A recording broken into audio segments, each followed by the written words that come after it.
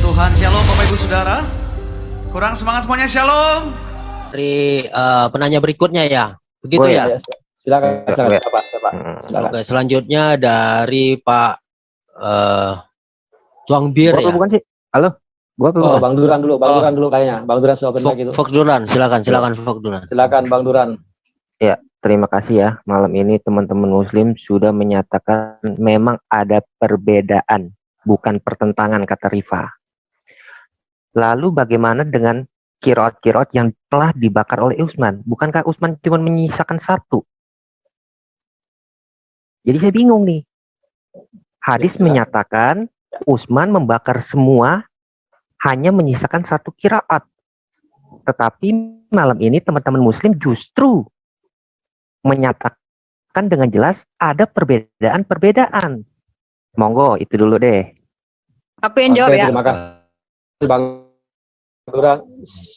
Ya, oke. Tolong sebelum ini kan ya, silakan Uni Ripa. Bagus pertanyaannya Bang Duran nih. Ya, Silakan. jadi Karena menyatakan sudah dibakar, cuma ada satu kiraat. Silakan. Ya, ini yang kita umat Islam harus ajarkan berkali-kali kepada teman-teman kita Kristen yang nggak paham apa-apa ya. Yang pertama, dia menyamakan qiraat dengan rajam atau cara penulisan ya, mushaf yang ditulis yang ada di dalamnya sisi catatan kaki, keterangan-keterangan, mereka menyamakan dengan qiraat. Sementara qiraat adalah cara membaca Al-Qur'an yang murni Al-Qur'an. Lalu dia bilang kan udah dibakar. Nah, mana pertentangannya di mana gitu loh. Tunjukkan pertentangannya. Poinnya itu yang perlu kalian tunjukin. Di mana ada pertentangan antara ayat Al-Baqarah dengan ayat Al-Maidah, ada yang bertentangan tentang contoh. Di ayat Al-Baqarah tertulis bahwa iblis yang menghasut Daud untuk menghitung Bani Israel. Misal, di Al-Maidah tertulis bahwa Tuhan yang menghasut Daud untuk menghitung Bani Israel. Itu pertentangan namanya. Tunjukkan hal seperti itu. Itu maksud di dalam Al-Quran itu. Nah, kalau Sayyidina Utsman membakar mushaf, faktanya qiraat itu ada sampai saat ini karena Ibnu Mas'ud tidak memberikan mushafnya untuk dibakar dan itu beredar di Kufah. Bahkan Imam Qiraat ya, ingat ya, Duren ingat ya, Al-Quran itu bukan cuma manuskrip nemu di tong sampah sudah di kitab suci, bukan, tapi berdasarkan hafalan lafasan. Ketika mushaf sahabat-sahabat dibakar yang harus mengikuti Sayyidina Utsman dalam cara penulisan ya dan menjadi mushaf, emang lu pikir hafalan sahabat-sahabat itu bakal kebakar juga di otak-otak mereka? Enggak. Mereka akan menurunkan hafalan mereka, itu yang disebut dengan qiraat yang bersanad. Artinya sanadnya jelas tuh, misal dapat dari siapa, naiknya kepada siapa, akhirnya sampai kepada Rasulullah. Itu yang disebut dengan sanad.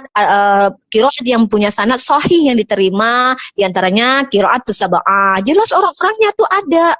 Bukan kitab suci yang nggak jelas siapa penulisnya, beda Duran. Ya, makasih. Lanjut yang lain. Oke, saya sederhanakan pertanyaannya Pak Duran dulu, karena apakah benar cuma ada satu qiraat setelah Utsman? Ya kan?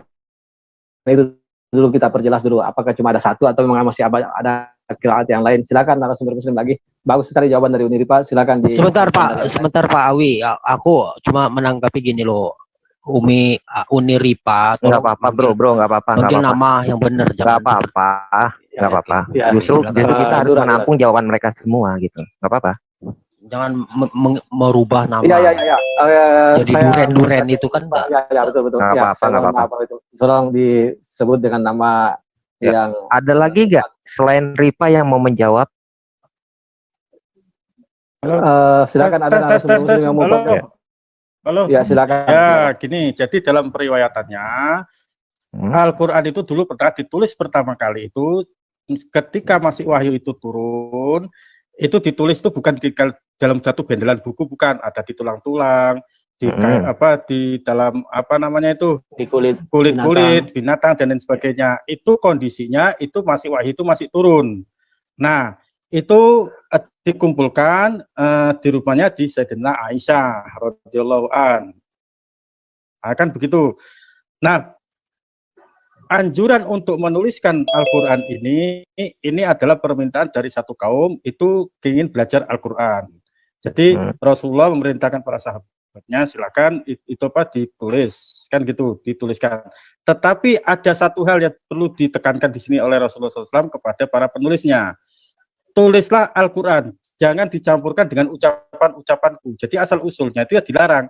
ya Rasul saya mau menuliskan Al-Quran, nanti dulu, karena nanti ikhtilat itu bercampur dengan apa yang menjadi ucapannya Rasulullah. Ini Quran, ini ucapannya Rasulullah, ini nggak boleh dicampur-campur. Nah akhirnya beberapa waktu kemudian diperbolehkan. Nah setelah itu terjadilah beberapa hal, Al-Quran itu selesai, maka Sayyidina Umar itu mempunyai inisiasi untuk dituliskan secara komprehensif, secara komplit. Nah, dibicarakanlah kepada Sayyidina Abu Bakar As-Siddiq. Nah, Sayyidina Abu Bakar As-Siddiq asal usulnya keberatan. Lah untuk apa dituliskan? Wong dihafal saja kok bisa?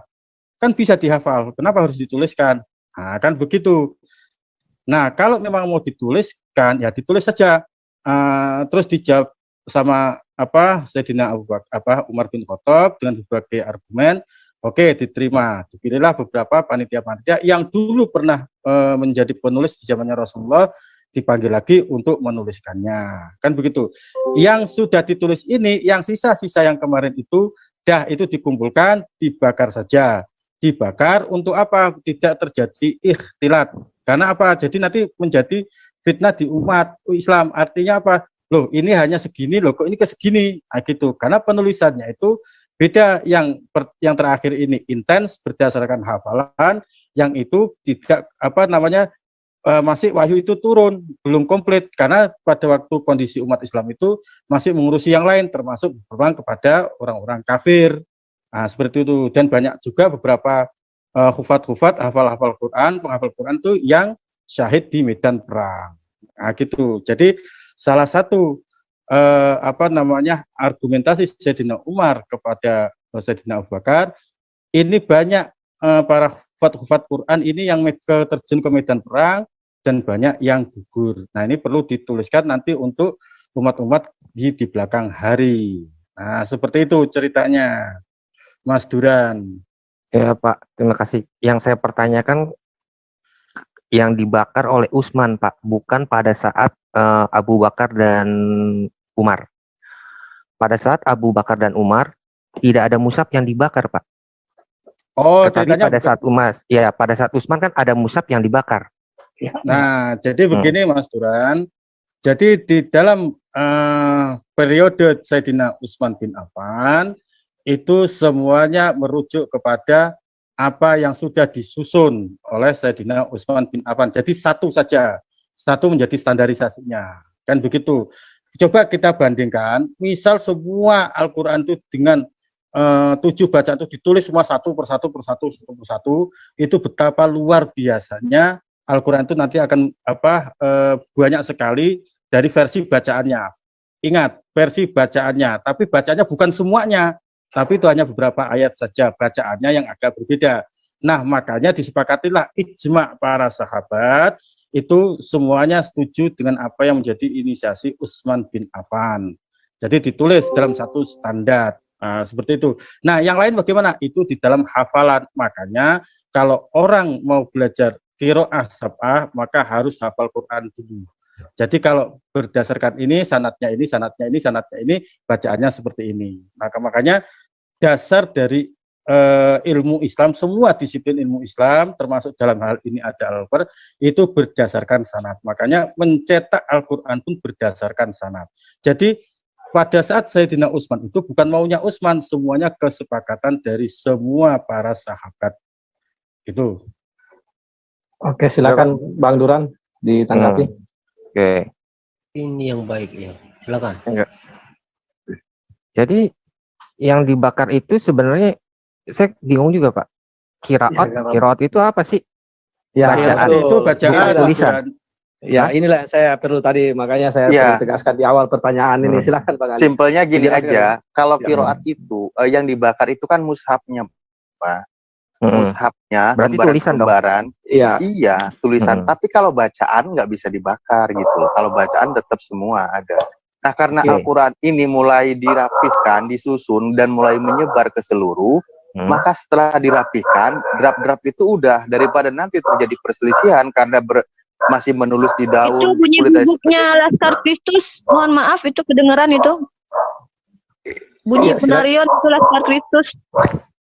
Iya, latar belakangnya bisa backgroundnya mungkin bisa ditertibkan dulu. Ya silakan Bang Alif, teruskan. Iya, itu aja sih mushaf. Katakanlah itu kan dulu masih bercecer tuh. Tertulisnya sahabat menulis ada yang di kulit, ada yang di tulang dan lain sebagainya. Nah, seperti itu dibakar udah gitu loh. Dibikin, dibukukan satu, semua sepakat. Bahkan Utsman, sahabat Utsman radhiyallahu anhu itu mengajak Zaid bin Sabit yang waktu itu juga yang selalu menemani Rasulullah ketika menulis Al-Qur'an. Dan itu semua sepakat, tidak ada perselisihan. Memang tadi sudah dijelaskan sebelumnya ya, sama Ustadz Yusuf. Kayak gitu, Pak. Berarti kalau distandarisasikan, berarti kan seharusnya cuma ada satu dong, mushafnya Utsman. Benar nggak? Makanya disebut dengan mushaf Utsmani. Iya. Gitu. Jadi Rosam Utsmani, gitu kan.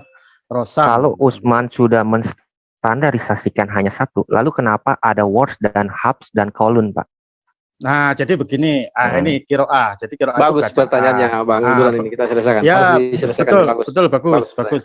Bagus. Jadi gini, bacaan Al-Quran itu ada 7 bacaan yang absah, sah itu ya. Dan itu berdasarkan semuanya itu dari Rasulullah SAW. Nah, ketika di zaman Utsman itu yang di dalam dituliskan dalam penulisan Al-Quran itu kan sebetulnya kan untuk dakwah ke daerah-daerah yang tidak mengandalkan hafalan, tidak seperti bangsa Arab. Bangsa Arab tuh ngandelin hafalan doang, gitu. Makanya males nulis dan baca, gitu kan. Tapi hafalan doang. Nah, bagaimana kalau ke bangsa yang lain yang tidak begitu doyan menghafal, tapi doyan menulis dan membaca? Nah, ini dipikirkan ketika zamannya Sayyidina Utsman bin Affan dan para sahabat yang lain. Nah, untuk bacaan-bacaan ini semuanya itu berdasarkan standar. Nah, periwayatan-periwayatannya itu ada di sini. Misal kita lihat di dalam sanadnya, semuanya itu ada sanadnya, Mas Duran. Sanadnya jelas semua. Tadi mana nih tadi sanadnya nih? Saya kasih. Nah, ini sanadnya kelihatan ya, Mas Duran ya? Ya. Nah, ini sanadnya. Nah, ini. Iya, Pak. Nggak apa-apa, Pak. Santai aja, Pak. Kita dialog santai kok, bukan debat adu urat ya kan? Nah, enggak. Kalau sama saya itu harus santai. Dengan saya itu harus santai. Bagus pertanyaan Bang Duran. Saya pun jadi belajar dari pertanyaan dia ini. Nah, jadi dilihat di sini. Ada sebelumnya tuh di sini nih, ada qiraah Al-Iraq rahimahullah, qiraah Masrur rahimahullah, qiraah Syam. Qiraah di sini Libya, Tunis, qiraah Turkiya. Di sini ada di sini. Anis Asy-Syihabi radhiyallahu an, At-Tabi rahimahullah, Al-Imam Warawi rahimahullah. Gitu. Nah, kalau yang di sini ini adalah riwayat misal begini. Ini saya kasihkan dalam riwayat ini. Contoh satu saja ini begini, Mas. Di mana ini? Kelihatan enggak ini? Sebentar. Nah, ini kita kasih contoh saja. Kayak begini ya. Nah, ini riwayat Hafiz bin Asim. Nah, kalau yang sekarang ini menggunakan riwayat ini yang menjadi standarnya. Nah, Hafiz bin Asim ini semuanya itu berguru pada satu sumber. Nah, gitu kan ya? Iya. Nah, jadi dari Utsman ke Rasulullah SAW, gitu. Abdul Hamid, Abi Ja'far. Nah, ini. Jadi jelas ini bacaannya seperti apa? Mari kita lihat. Nah, ini kita lihat ada tanda-tanda seperti ini. Nah, ini nih. Allazina yu'minuna. Terus nanti bacanya yu'minuna. Itu ada yang baca seperti itu. Nah, itu dalam bacaan. Seperti ini. Ini yu'minuna, di sini yu'minuna. Nah, gitu. Jadi ini itu tidak dituliskan naskahnya walaupun di sini ada mushafnya nih. Nah, di sini. Nah, ini kan mushafnya nih. Mushaf yang 7 bacaan itu ada di pinggir di sini. Kalau yang sekarang ini modern ini dicetak. Tapi yang ada di dalam kurung ini, dalam tanda kurung ini, nah ini nih, misal ya. Nah, ini yang standar. Nah, ini. Nah, yang kurung-kurung yang di luar kurung ini yang bacanya dari kolon, dari waras, dari ini. Nah, seperti itu, Mas. Jadi ini coret-coret siapa ini? Siapa ya nyoret-nyoret ini ya? Bukan saya loh ya. Ini Awi Masa tulisannya nih maksudnya apa ini? Ya, apa itu? mengganggu saja. Cobalah yang tertib. Siapa yang coret-coret ini? Nih Awi Coba. masa katanya ini di mana nih ceritanya? Dimatikan dulu share screen-nya Pak Yusuf. Ini kamu ini mau mengaburkan penjelasan. Ya, santai aja teman-teman Kristen. Anda yang jelas bukan saya ya, bukan saya. Tadi yang coret-coret saya jelas bukan. Itu dari teman-teman Kristen itu enggak apa-apa. Semua juga di YouTube melihat beginilah kelakuannya mereka ya. Enggak apa-apa. Pak Yusuf. Ya, Pak. Gimana Mas Duran? Ya kebetulan saya ketemu hadis, Pak. Ternyata Al-Baqarah 238 tidak sesuai dengan mushafnya Aisyah, Pak. Mushafnya Aisyah udah ketemu. Di dalam hadis ini dikatakan, Pak, Aisyah mendiktekan peliharalah semua sholatmu dan sholat wusta dan sholat asar, Pak. Nah, ini hadis ya. Ini hadis ya, bukan ayat Quran ya. Bukan. Oke. Jadi kalau hadis ya hadis, kalau Quran ya Quran. Jadi ini ada asbabul wurudnya. Jadi gini, kalau dalam Quran kan ada asbabun nuzul. Kalau di sini asbabul wurud. Asbabul wurud itu ketika Rasulullah memerintahkan sahabatnya ke Bani Yahudi sana, kan ketika mau memerangi orang Yahudi di sana. Nah, jangan kalian jangan kalian membawa mushaf ke musuh. Bukan karena itu. Nanti akan diambil. Kalian salatlah asar sampai ke sana. Ketika sampai ke sana salatlah asar. Suatu ketika Rasulullah sahabat itu di tengah perjalanan itu sudah lewat asar. Nah, berbedalah pendapat. Rasulullah mengatakan kita nanti salat asarnya di sana. Yang lain mengatakan, oh tidak bisa. Ini kalau kita sampai ke sana asarnya ketinggalan. Nah, itu satu. Yang kedua, untuk wusta ini artinya wusta ini apa? Ini tengah hari. Tengah hari itu apa? Apakah sholat duha, apakah sholat duhur, apakah sholat asar? Nah, di sini ini ditekankan adalah sholat asar. Sholat asar. Ini banyak yang ketinggalan nih sholat asar ini. Maka suruh menjaga. Jadi ini tidak ada kaitannya untuk naskah yang ada di dalam mushaf Quran Al-Baqarah, tapi ini penekanannya pada konten sholat asar. Nah, ulama ada yang mengatakan sholat wusta itu ya sholat asar, ada yang mengatakan sholat wusta ya sendiri, sholat asar ya sendiri. Nah, begitu. Nah, gitu. Gini Pak ya. Jadi seperti itu, Mas. Ya, saya bacain ya Pak Yusuf ya. Ya, boleh. Abu Yunus bekas budak Aisyah, ia berkata, Aisyah pernah memerintahkanku untuk menulis mushaf untuknya. Ia berkata, bila kau sudah sampai ayat ini, beritahukan kepadaku. Peliharalah sholatmu dan sholat wusta. Itu yang ada di dalam Quran sekarang. Al-Baqarah 238. Ya. Tetapi ketika sudah sampai pada perkataan itu, Aisyah mendikte si Abu Yunus, peliharalah semua sholatmu, sholat wusta, dan sholat asar. Terus Aisyah berkata, aku telah mendengarnya dari Rasul. Dalam hal ini ada hadis serupa dari Hafsah. Itu termaktub di Muwatta Malik. Hadisnya saya juga ada, nanti saya kasih lihat. Abu Isa berkata, hadis ini hasan sahih, Pak. Oke. Jadi penekanan di dalam hadis itu bukan isi konten dalam Qur'annya, Mas apa? Tadi Mas apa ini namanya? Duran, Pak, panggil Duran aja. Mas Duran. Tapi penekanannya itu pada isi dalam konten itu sendiri, konten dalam Al-Qur'an, Al-Baqarah 283. Jadi bukan menambahkan ini disimpulkan terus ini dalam mushaf Al-Qur'an harusnya ada ini perkataan dari Sayyidatina Aisyah, bukan seperti itu. Mas Duran. Jadi ini penekanannya pada konten ayat itu. Jaga sholat asar, jagalah sholat asar. Nah, memang di kemudian hari itu banyak yang tertinggal dalam sholat asar, kan begitu. Nah, makanya dalam hadis ini kalau kita merujuk pada naskah asli hadis ini, maka coba kita lihat ini hadisnya di mana, Mas? Sunan Jami Tarmizi nomor 2908. Ini siapa ini? Kitab tafsir Al-Quran, Pak. Coba itu hentikan dulu, Bang Duran itu share screen-nya. Coret. Nggak tahu itu siapa itu. Tolong dong, jadi saya jadi terganggu ya dengan coret-coretan itu tadi ya. Coba bisakah share screen tanpa coret-coret itu, bisakah tidak usah sebuah bisa mencoret-coret gitu loh share screen? Bukannya yang kalau coret-coret itu yang bisa tuh ini Bang, yang men-share screen. Tolong dikondisikan. Ada dulu silangkan dulu share screen-nya. Coba kalau ada share screen saya jadi terganggu terus terang saja.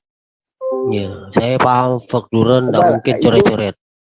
Itu iya.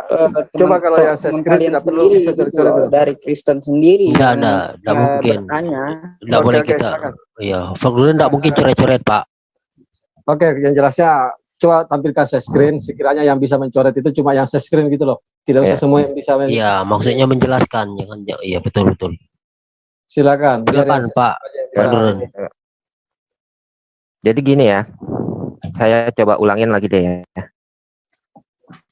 Share screen-nya itu yang sekiranya cuma yang share screen yang bisa. Jadi gini Pak ya, Pak Yusuf ya. Itu kenapa ya share screen bisa bikin ya? Begini Pak Yusuf. Ya, Jadi silakan. oke.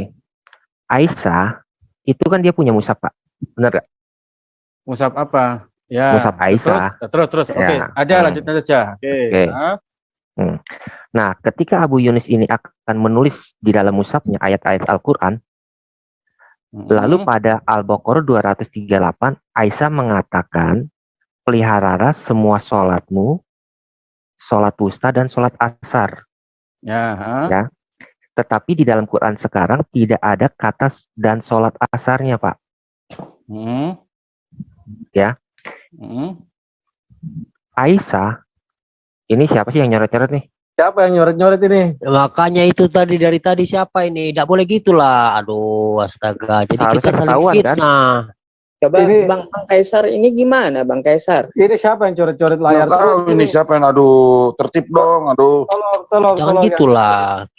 Kalau malu gitu. Matikan aja share screen kalau gitu. Matikan share screen ini. Gimana kok semua orang bisa udah yang share screen dikosin aja, Wi. Yang mau share screen dikosin. Apa? Ini kan yang nanya dari teman Kristen. Gimana kalian mau ngerti gitu?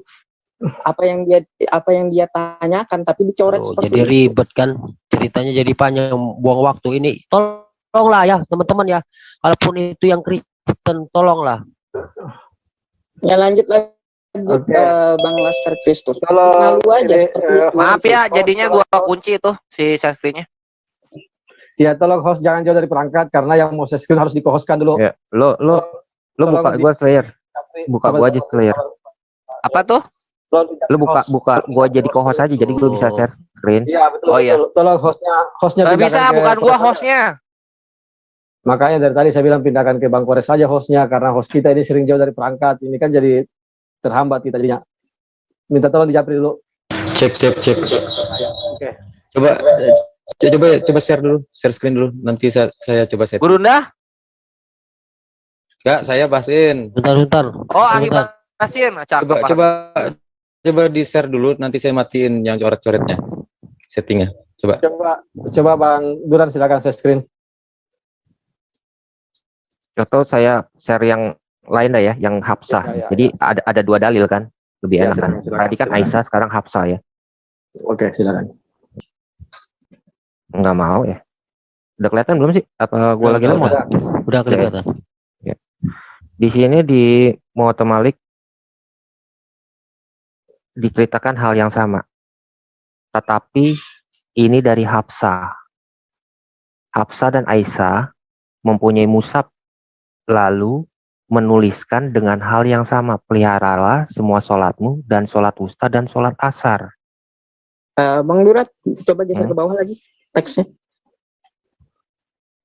Ya, lanjut, silakan. Ya. Ini yang coret layar siapa ini ya? Jadi ini terkait dengan siapa mushaf yang dibakar oleh Utsman. Sebentar Pak Duran. Ini yang Pak Duran nulis apa melingkari Malik itu bukan? Bukan. Gua nggak usil begitu kok. Tolong yang punya Zoom ya dikontrol. Gimana sih? Maksudnya jangan sampai jadi fitnah. Bentar. Saya masih setting di dalam ininya. Zoom-nya. Nggak bisa langsung di sini. Lanjutin aja dulu. Oke, lanjutkan aja bro. Dan tolonglah teman-teman mau Muslim ataupun Kristen, tolong jangan Iya, lihat jangan memframing ya Kristen ya, karena saya tidak memframing, cuma kepada semua pihak lah. Ini Baik ke semua Muslim ataupun udah. Kristen, tolong jangan ada yang mengganggu di layar. Saya udah cek Sahih Muslim 998 itu sama, walaupun terjemahan Indonesianya tidak apa, kalau saya bilang sih tidak terlalu ini ya, akurat. Terjemahan di bahasa Inggrisnya lebih bagus. Sunan Abu Daud sama, Inggris dan Indonesianya sama terjemahannya. Sunan An-Nasai sama juga, Inggris dan Indonesianya. Nah, kalau menurut hadis ini seharusnya kalau memang mengikuti daripada Mushaf Aisyah dan Mushaf Hafsah, Al-Baqarah 238 ada frasa kata dan sholat asar. Tetapi di dalam Quran sekarang itu sholat asarnya tidak ada. Oke, silakan ditanggapi dari Muslim yang mengatakan jika di Mushaf Hafsah ada sholat asar ya, Aisyah. Tapi di sekarang katanya tidak ada sholat asar. Kalau saya sih melihat sebenarnya itu sedang ngambil pendapat ketika sholat wusta itu adalah sholat asar. Coba sholat wusta adalah sholat asar. Iya, yakin? Itu ngambil. Ini share screen-nya saya coba ya, saya timpa maaf ya. Oke, ya, gua cabut dulu ya. Ya, gini aja, ini hadisnya kan ini. Langsung ke ininya, pernah mentahkan untuk menulis mushaf, lalu dia berpesan, jika sampai ayat ini jagalah oleh kalian seluruh sholat yang ada dan sholat wusta Al-Baqarah ayat 238. Maka beritahukanlah kepadaku ketika aku sampai ayat itu, aku lalu beritahukan kepadanya seketika itu pula dia mendiktekan kepadaku, jagalah oleh kalian seluruh sholat dan yang ada dan sholat wusta, yaitu sholat asar. Itu petasan dan berdirilah kepada Allah dengan penuh kepatuhan. Maksudnya di sini sholat ya.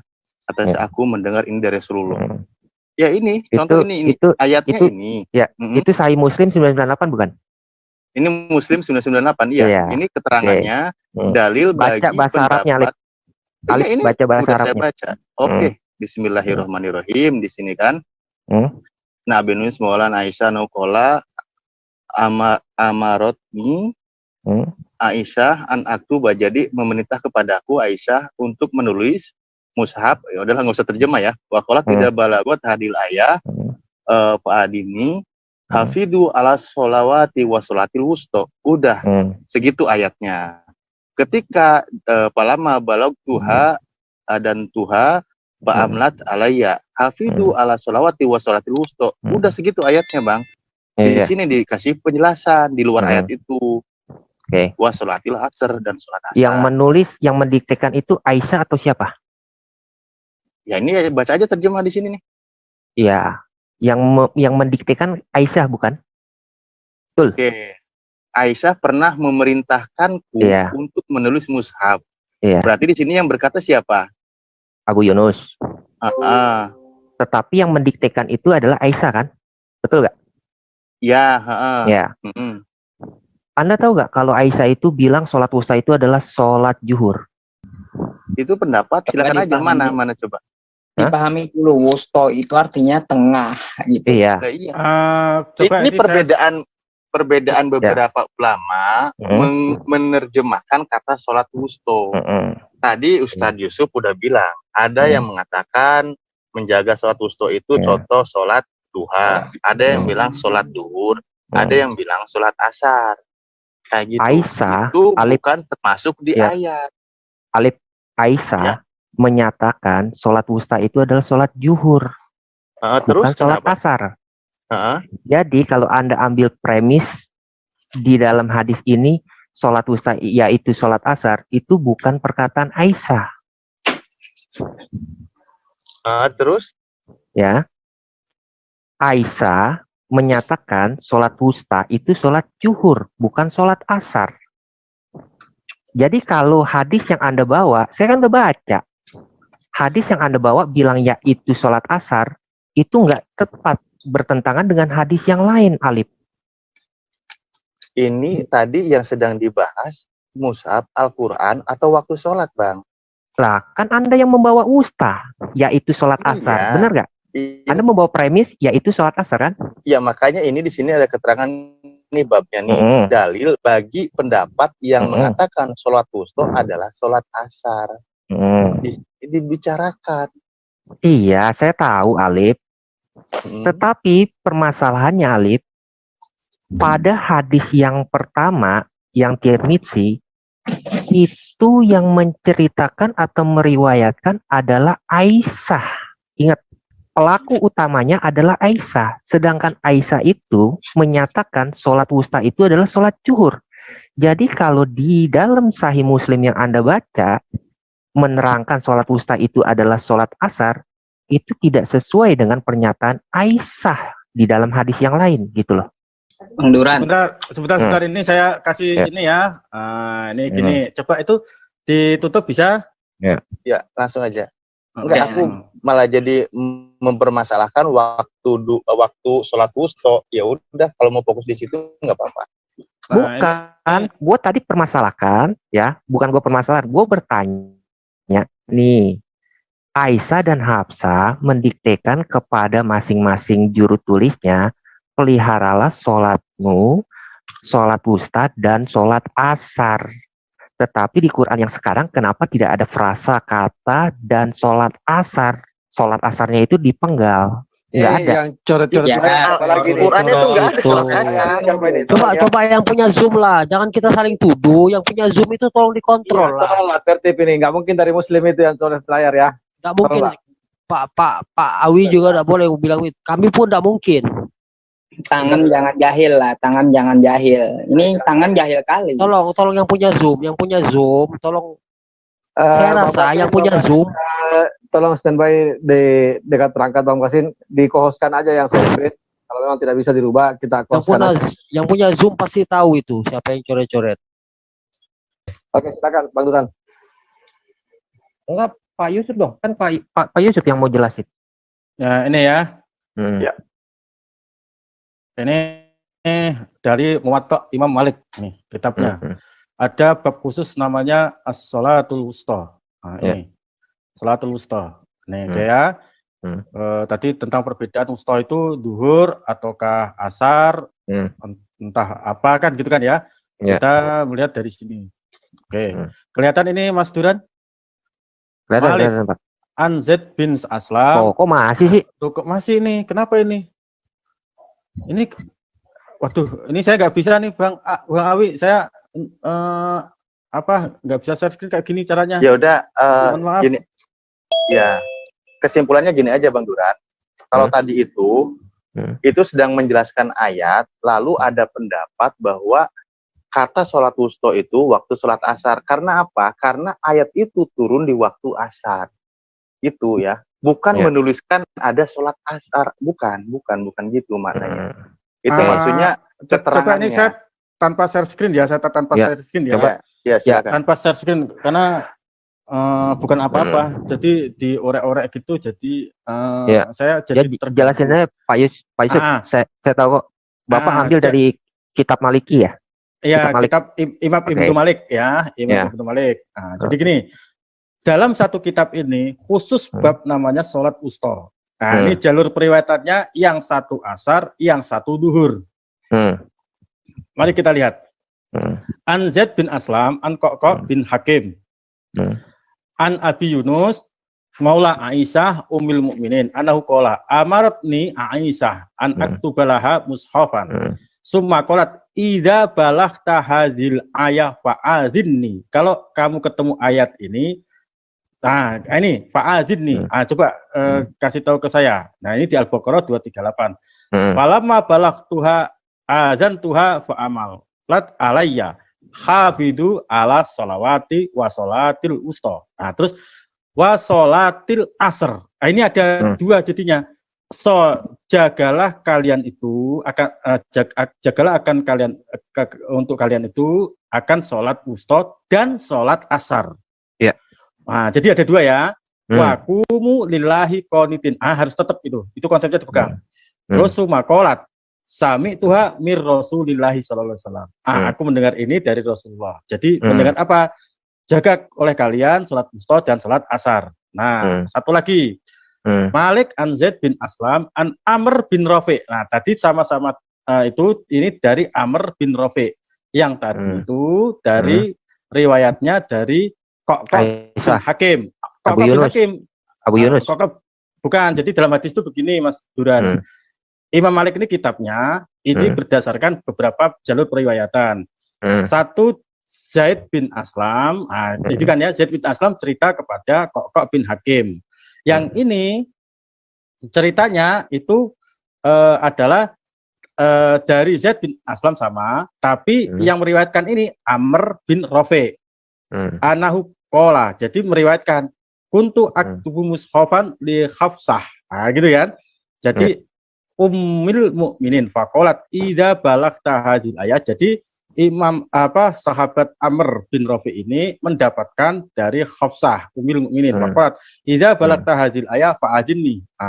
Kalau kalian ketemu dengan ayat ini hafidu ala salawati wa salatul wusta wa qumu lillahi qanitin falam balagtuha adzan tuha faqat aliyah hafidu ala salawati wa salatil wusta wa salatil asr. Ini ada dua lagi. Salat wusta dan salat asar. Wa qumu lillahi qanitin. Tapi ada lagi. Ini dari Malik, dari kitabnya Malik sendiri. An Daud bin Husain. Nah, ini riwayatnya dari Daud bin Husain. Ani beni Yarbu al-Makhzumi. Kalau dari riwayatnya ini beda lagi. Jadi gini, anahu qala sami'tu Zaid bin Sabit. Nah, Daud bin Husain ini mendengar dari Zaid bin Sabit yaqulu salat wusta itu apa? As-salatul wusta salatul duhr. Jadi dari dua hadis ini berarti kalau disimpulkan jagalah oleh kalian itu dua salat wusta dan salat duhur. Nah, yang dimaksud salat asar. Yang dimaksud dengan salat wusta ini apa? Ya salat duhur itu berarti jagalah oleh kalian itu salat duhur dan salat asar. Nah, seperti itu.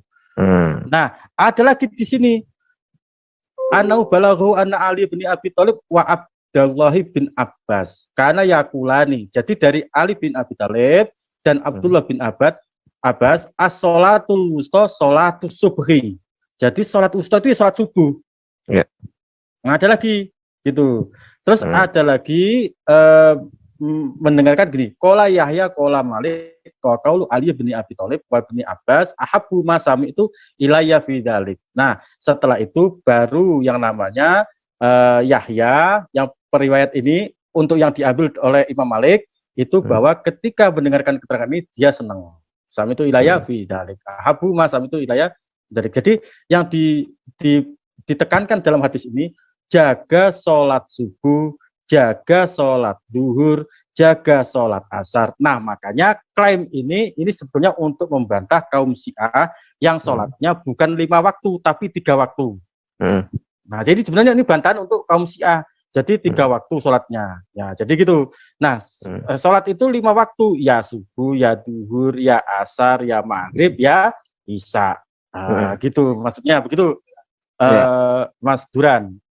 Saya nggak berani share screen dia, nanti kalau dicoret-coret nanti nggak apa-apa Pak Yusuf, saya nangkep kok. Jadi gini Pak Yusuf, ya peliharalah sholatmu.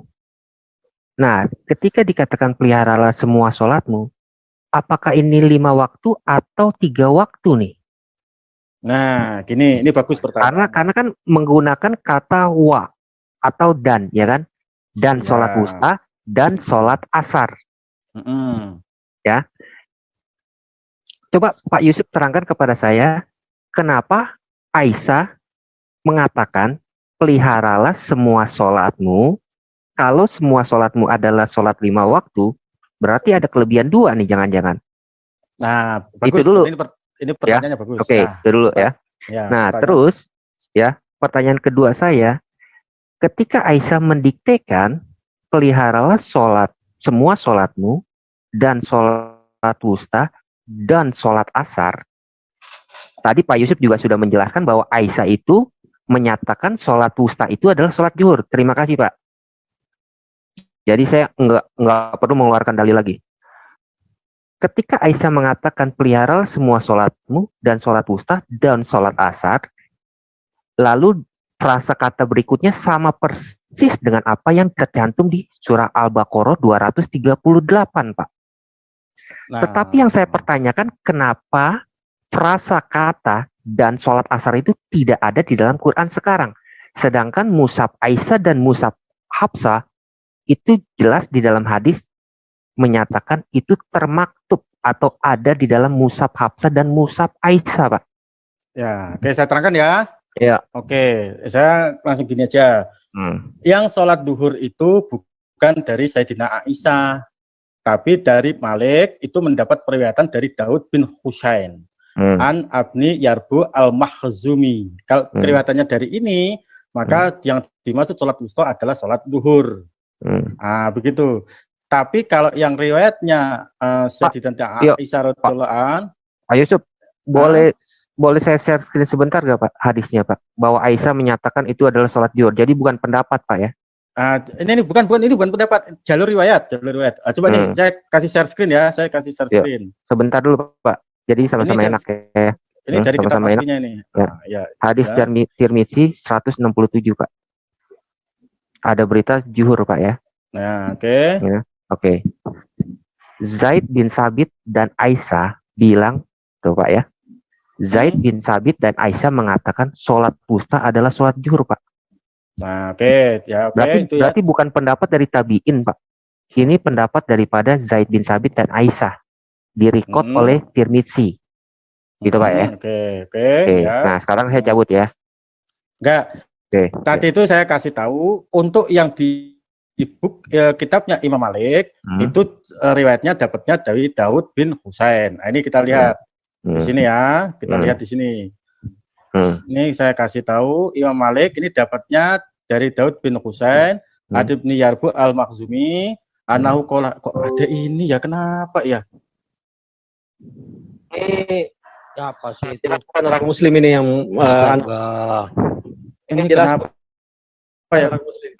Ini kenapa? Boleh gitu Pak. Pak tidak boleh gitu. Tidak mungkin orang Muslim itu. Gini. Tidak boleh gitu dok. Ini gini aja, kalau ini ada Milik seperti itu, silakan teman-teman yang lain saja lah. Enggak, Pak Yusuf bacain aja, terangkan kepada saya Pak. Saya percaya apa yang Bapak bacain, gitu aja Pak. Itu kalau Muslim dianggap kurang adab itu Pak Laskar Kristus. Sama, betul Pak. Sama. Di kekristenan juga itu kurang adab. Saya buka mute-nya dulu, Bang Nun. Ada yang mau disampaikan? Silakan Bang Nun. Apa yang mau disampaikan? Ini itu Din Kece itu yang suka coret. Siapa tuh? Siapa coba. Gin Kece ya, ada. Aku lihat ini Gin Kece. Ya, mana tuh? Gin Kece tuh. Gimana Gin Kece? Kenapa kamu seperti itu, Bro? Udah ditaruh di waiting room. Nah, itu kan setahu. Iya, betul. Pemilik Zoom itu pasti tahu lah. Jadi kita tidak boleh fitnah. Silakan Pak Duren. Saudara Muslim, silakan. Enggak, sekarang Pak Yusuf dong. Kan Pak Yusuf mau menerangkan. Oh iya, silakan. Oke ya. Dari kalau kita memegang dari kitab Imam Malik, maka dalam Imam Malik itu ya, itu dapatnya sholatul wusta, sholatul duhur. Nah, itu dari siapa? Dari jalur siapa? Dari Zaid bin Sabit. Yaqulu as-sholatul wusta, sholatul duhur. Nah, Zaid bin Sabit ini itu dalam tabaqatnya itu sahabat Rasulullah SAW. Nah, riwayat dari Zaid bin Sabit itu diambil oleh Ibnu Yarbu al-Makhzumi. Ibnu Yarbu al-Makhzumi diambil oleh Daud bin Husain. Daud bin Husain diambil oleh Imam Malik. Jadi dari ini nanti di dalam kitab tadi yang di share screen sama sama Mas Duran tadi itu, coba di share screen tadi Mas Duran. Moga-moga nggak ada itu ya. Yang mana nih Pak? Yang mana Pak? Itu. Jadi selain tadi itu riwayat dari Zaid bin Sabit dan Aisyah radhiyallahu anha, kan gitu. Salat wusta adalah salat duhur. Tapi intinya begini Mas Duran. Saya share apa enggak nih Pak? Boleh di-share, boleh. Dari Sunan At-Tirmidzi kan? Tirmidzi 167. Kalau ada yang punya aplikasi silakan dibuka. Kalau saya nggak begitu apa ya, nggak begitu hobi dengan aplikasi ya. Ya, Maaf. oke. Ya, Pak. Jadi saya langsung dari kitabnya langsung ya. Jadi nggak apa namanya, biar nggak ada dusta di antara kita gitu kan. Iya, iya. Pak Yusuf gitu. udah bisa baca, Pak? Bapak mau terjemahan apa mau yang bahasa Arabnya, Pak? Saya lebih senang bahasa Arab. Ya udah, berarti saya ke atasin ya. Nah, oke. Segini cukup? Ya bisa lah. Bisa nggak apa-apa. Nah, gini. Saya bacakan ya. Isa hadis Samroh fi sholatil wusta hadis Hasan. Hadisnya Hasan. Ini derajat hadis. Bahwa kalau aksaril ulama min ashabin Nabi sallallahu alaihi wasallam. Jadi ini mayoritas ulama dari para kalangan sahabat-sahabat Nabi, mengambil dari kalangan sahabat Nabi, gitu kan ya. Qala Zaid bin Sabit wa Aisyah sholatul wusta sholatul duhur. Jadi ijma ulama ini ya, mengambil keputusan bahwa sholat wusta itu sholat duhur. Nah, ini dari yang ini yang Anda tampilkan ini ya, Mas Diran ya. Nah, terus diambil lagi qala Ibnu Abbas wa Ibnu Umar sholatul wusta sholatul subuh. Kalau ngambilnya dari riwayat Ibnu Abbas, tahu bakotnya sama ini, sama sahabat Rasulullah. Jadi Said bin Sabit sahabat, Ibnu Abbas juga sahabat, kan gitu. Sholatul wusta sholatul subuh. Jadi sholat wusta itu ya sholat subuh. Nah, terus ada lagi hadatsana Abu Musa Muhammad bin Musanna, hadatsana Quraisy bin Anas, an Habib bin Sahid, qala li Muhammad bin Sirin. Nah, ini Muhammad bin Sirin ini dalam tabi'in ini. Salil Hasan miman sami'a hadis haqiqah pasal tuhu qala sami itu bin Samurah bin Jundab qala Abu Isa wa akhbarani Muhammad bin Ismail hadatsani Ali bin Abdullah bin Al-Madini an Quraisy bin Anas. Ya hadal hadis qala Muhammad qala Ali wa sama'u Hasan min Samurah. Jadi ada beberapa lagi. Ke bawah tolong Mas. Ke bawah lagi, Mas. Ke bawah ini ya. Bentar ya. Nah, min Samurah sahih. Nah, gitu. Jadi yang tadi di atas tadi untuk sholat duhur, sholat tadi itu ya, yang itu duhur itu statusnya Hasan. Yang ini untuk subuh itu dari Samurah itu hadisnya statusnya sahih. Bihadal hadis. Nah, dalam memahami hadis seperti ini, kondisi seperti ini artinya betapa pentingnya sholat itu bagi umat Islam untuk menjaga sholatnya, terutama ketika berkenaan dengan sholat al-wusta. Masalah wusta itu subuh, entah itu duhur, entah itu asar, terserah mau dimaknai apa, tetap dijaga. Nah, satu sholat subuh ini memang berat ya. Kami sebagai umat Islam pun itu berjuang betul kalau mau sholat jamaah subuh itu perjuangannya sangat besar. Terus sholat duhur sama sholat asar ini adalah sholat di waktu jam kerja, Mas Duran.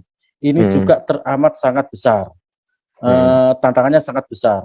Jadi gini, betapa pentingnya sholat ini untuk dijaga, walaupun dalam kondisi kerja tetap harus terjaga. Jadi seperti itu. Ustaz Yusuf, saya coba sederhanakan pertanyaannya Bang Duran tadi yang mengatakan kenapa di Al-Quran sekarang katanya di surah Al-Baqarah tadi yang disebutkan tidak tertulis sholat asar, padahal di mushafnya Aisyah ada sholat asar gitu ya, Bang Duran ya. Bagus. Pertanyaannya bagus. Pertanyaannya bagus. Nah, jadi gini Bang Awi, Quran itu komplit itu sebagai dalil untuk akidah, dalil ubudiyah. Untuk aplikasinya itu di sunnah Rasulullah SAW. Jadi di aplikasinya. Nah, aplikasi ini dari beberapa sahabat itu memaknai dan menafsirkannya itu berdasarkan riwayatnya, itu jalurnya masing-masing juga. Jadi ada yang mengatakan, oh itu subuh, itu asar, dan itu adalah duhur. Itu. Even apapun itu pendapatnya, itu artinya betapa ditekankannya itu menjaga sholat. Nah, kalau di dalam beberapa mazhab fikih, karena Islam itu ujung-ujungnya naik ke fikih itu ke hukum. Jadi hukum dan aplikasi hukum artinya gini, aplikasi ketika menjalankan perintah-perintah Allah Subhanahu wa taala di dalam Quran. Karena kita tahunya bagaimana sholat subuh itu 2 rakaat itu tidak ada di dalam Quran, itu dalam sunnah Rasulullah. Sholat asar misal 4 rakaat, kalau dicari di Quran ya nggak ada, itu aja di sunnah Rasulullah. Nah itu makanya Quran dan sunnah itu menjadi pedoman dalam umat Islam. Nah, sunnah sekarang itu Bang Yusuf, artinya Gus Yusuf, ketidakadaan yang mushaf Isa itu tidaklah mempengaruhi keaslian Al-Quran ya? Ya, jadi maksudnya penulis mushaf di sini tuh bukan gini, bukan diartikan Sayyidina Aisyah mempunyai mushaf Quran sendiri, di situ ada tulisannya sholat duhur, bukan begitu pemaknaannya. Jadi kalau memaknai hadis itu, ketika kalian ketemu dengan ayat ini, itu jagalah. Jadi ditekankan tuh pada konten di dalam ayatnya. Nah, kontennya itu di wusto ini. Nah, memang wusto ini berbeda pendapat beberapa ulama ini. Toh demikian walaupun berbeda, tapi semuanya pemaknaannya sama, yaitu tetap menjaga sholat. Itu saja, Bang Awi. Monggo yang lain. Silakan, Bang Duran. Oke, gimana Pak Duran? Ya, saya rasa sih cukup ya. Cuman tadi kan kenapa harus ke bawah masalah wusto. Tadi kan si Alif kan membawa dalil yang menyatakan sholat wusto yaitu sholat asar. Maka itu saya bawa nih. Kenapa wusto itu bukan selalu harus sholat asar, gitu doang sih. Jadi sholat wusto itu ada berbagai macam pendapat, dan pendapat daripada Aisyah sholat wusto itu adalah sholat asar, sholat zuhur bukan sholat asar. Iya. Itu aja sih. Yuk, thank you. Oke, terima kasih Bang Duran.